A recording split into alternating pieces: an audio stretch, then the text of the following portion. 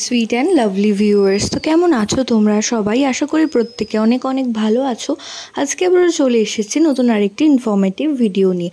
আজকের ভিডিওতে তোমাদের সাথে কথা বলবো গর্ভবতী মায়ের নখ এবং চুল দিনে দিনে যদি দেখো গর্ভাবস্থায় সুন্দর হয়ে যাচ্ছে, তো তোমরা কি ধারণা করবে যে গর্ভের আগত সন্তান পুত্র না কন্যা? সে বিষয়ে আজকের আলোচনা। অবশ্যই আলোচনায় পাশে থাকতে চ্যানেল ছোট্ট করে একটু সাবস্ক্রাইব করে দিতে হবে এবং পাশে থাকা বেল আইকনটিও প্রেস করে রাখবে, এতে করে কিন্তু তোমরা ভিডিও আপলোডিংয়ের সাথে সাথে নোটিফিকেশন পেতে থাকবে।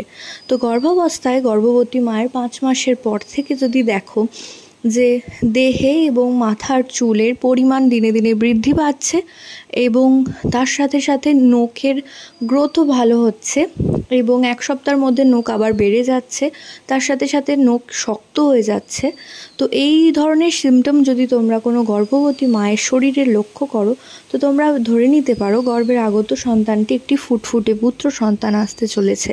অন্যথায় যদি দেখো নখ ভেঙে যাচ্ছে খুব সহজে এবং চুলও উঠে যাচ্ছে, মাথা দিনে দিনে ফাঁকা হয়ে যাচ্ছে, তো সেই ক্ষেত্রে মনে করা হয় গর্ভের আগত সন্তানটি একটি ফুটফুটে কন্যা সন্তান আসতে চলেছে। তো আশা করছি ভিডিওটা তোমাদের কাজে আসবে। প্রত্যেকে ভালো থেকো, সুস্থ থেকো এই কামনা করে ভিডিও এখানেই শেষ করছি। নমস্কার।